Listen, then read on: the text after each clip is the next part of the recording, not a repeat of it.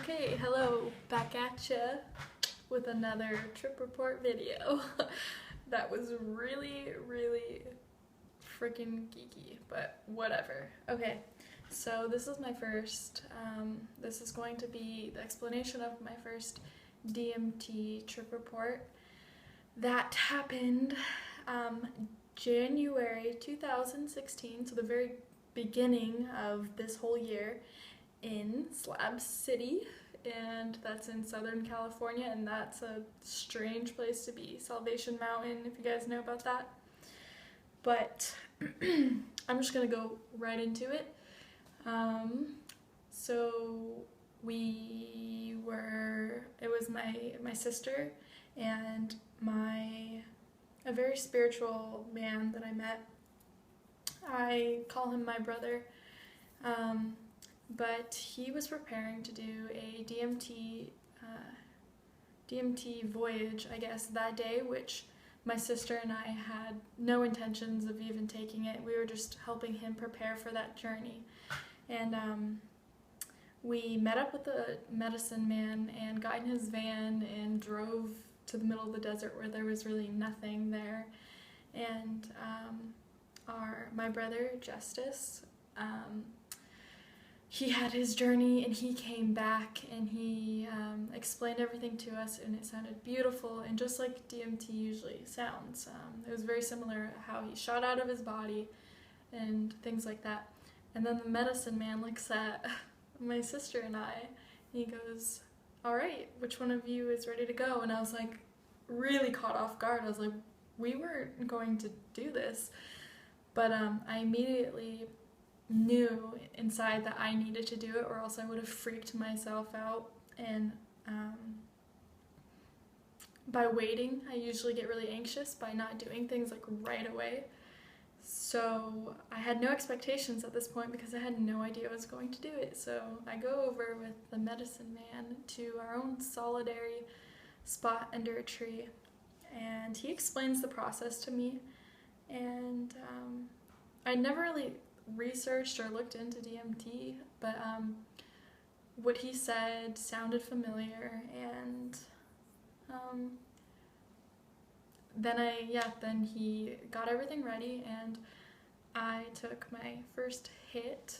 And it was funny because when they were preparing my bowl, there was this bee that kept like blessing it and like putting its pollen all over the DMT, which I thought was beautiful. And that also, the bees have to do with my later experience, but that's another story. So I took my first hit, and my first impression was it was harsh. It was really harsh on me, and I could hardly hold in my first hit, which I was like kind of disappointed, but it felt really heavy. And then I went for another. I think I might have done two or three, I can't recall, but I just remember that every single time I inhaled, I really couldn't hold it that long. It burned so badly, but I could feel it, so I just laid back. As most of you know who have done DMT, that happens, your body just kind of collapses. And then I went on my sacred and very unique DMT journey. So because I was very nervous, when I was taking the hits, the whole time I was chanting in my head, Ram, Ram, Ram, which means God in Sanskrit.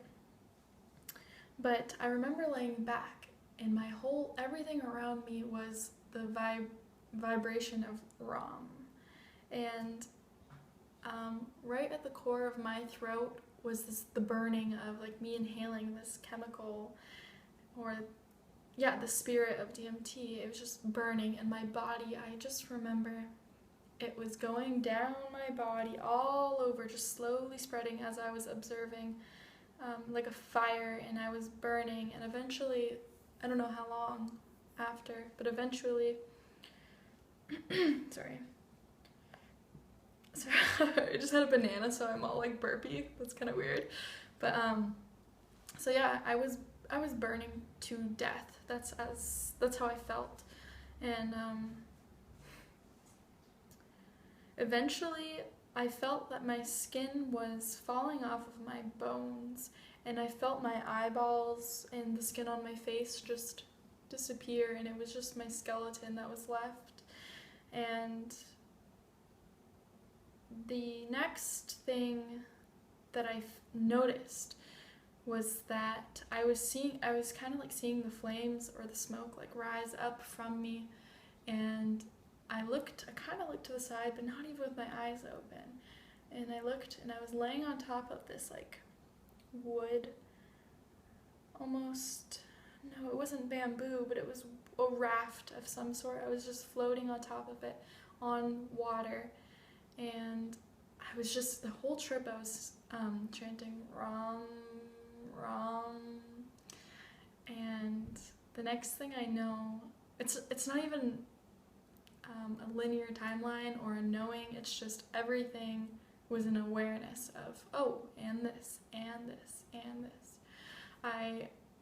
Above me, I felt a very strong presence, and in that DMT space, I didn't want to call it a name, just as the Egyptians in ancient text never say God's name ever, because that defeats the whole sacredness. But I was in that kind of space where I knew I didn't want to title it. But after I came out of the DMT, I realized it was Shiva, the Hindu god above me. And I didn't know what was happening, but I just knew it was him, it, her. Yeah, so I was floating and burning and dying all at once. And there's an egoic recognition that I hadn't shot out of my body, and I was still here on earth, and I was aware that there were people around me, and I was aware of a lot of things that usually you can't recollect when you take something like that. And but I was also aware that it was all melting away, and I was dying with it.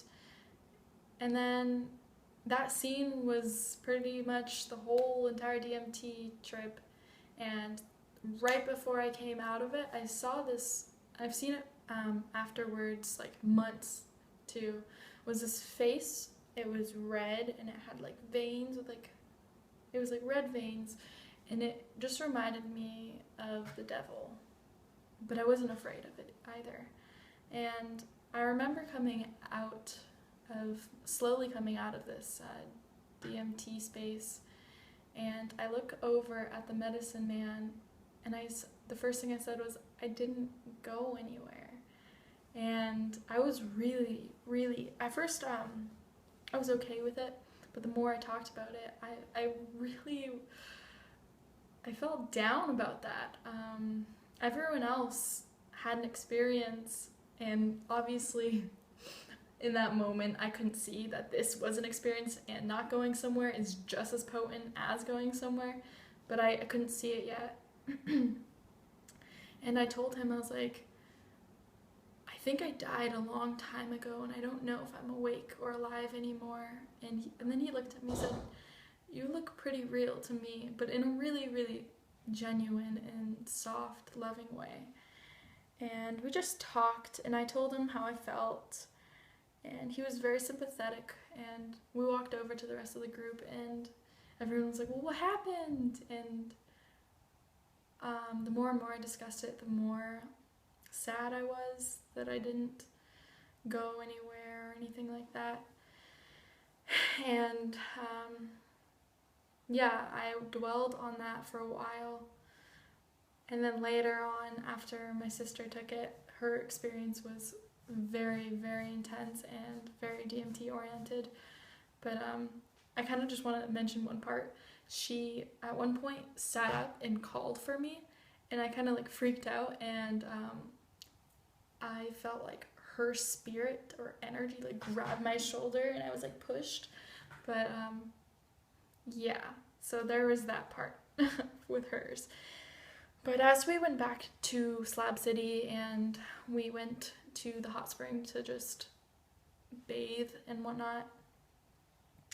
I was talking to my spiritual brother and sister. I don't know what else to call them. But yeah, I was talking to them and I just told them how I felt. And then they said something, I don't recall what it was. But then it all just made sense to me that my experience, all of our experiences were unique to our very selves, and that just because I didn't shoot out of my body and have a typical DMT experience doesn't mean that there was nothing to be learned and that it wasn't sacred. And yeah, this followed up too with later that night, the DMT spirit was still inside of me. And for some odd reason, every time I do DMT, till this day, I have an experience after I take it. So I don't know what that means or if that's even possible really, but it does happen to me. So also I want to mention that this experience for me was really, really, really special because I was menstruating, sorry, I'm not even gonna try to say that. I was on my period when I took DMT, and it was a full moon, and I thought it was really special because I was wearing this I was wearing all white with this white little girl dress, so I felt like it was a baptism of some sort. And it makes sense now, I died, and later that night I was reborn. It was painful, but yeah, I was reborn. Okay, yes, I'm gonna just explain the second part too, just because why not? That was just as much of an experience as inhaling the DMT. So we get to our campground and I'm off, my head is somewhere else, and there's a period of time where I just need complete solitude. And I remember just running. At one point I just started running into the desert at full speed, crying, and I just fell on the floor and felt the earth for the very first time, and I felt her pain. And I just laid there in the dirt and I just watched the world happening around me. And I felt like I'd never seen the world in that perspective before, and I was really fascinated with it. But then there came a point where I knew I needed to help collect wood because it was getting dark, so I went back and I started collecting wood. But then I found this strange scene of, it was a big kind of open space, but there was shattered and burnt glass absolutely everywhere. Whoa, dude. I'm sorry, that was, this connects to something else that I experienced and I just realized. But anyways, so there was shattered glass everywhere, burnt toys, and just burnt, everything was burnt. And I remember collecting wood there, and I saw this little baby spoon, and something triggered inside of my heart, and I just started crying. And I felt that I was left as a child somehow, or abused. And all of a sudden though, I felt the presence of someone watching me in a bush behind me, so I felt very threatened. And I was so afraid that someone was after me. And but then right after that, I had a vision of, I couldn't see who it was, of someone pushing me down in the glass and my knees landing on the glass and me being all bloody. But then I go back to being afraid of someone watching me, so I get up and I start running for my life, and I was just crying, and all of a sudden there's a dog that starts chasing me, and it's vicious, and I was just crying and crying, and I finally made it to my spot, and my brother Justice and Maddie came over, but Justice held me, and he was protecting me, and he was just pretty much making me feel safe from whatever happened. And I couldn't stop crying. I was shaking so badly. Like, if you ever know when you're crying and like it's just down, everything's coming out.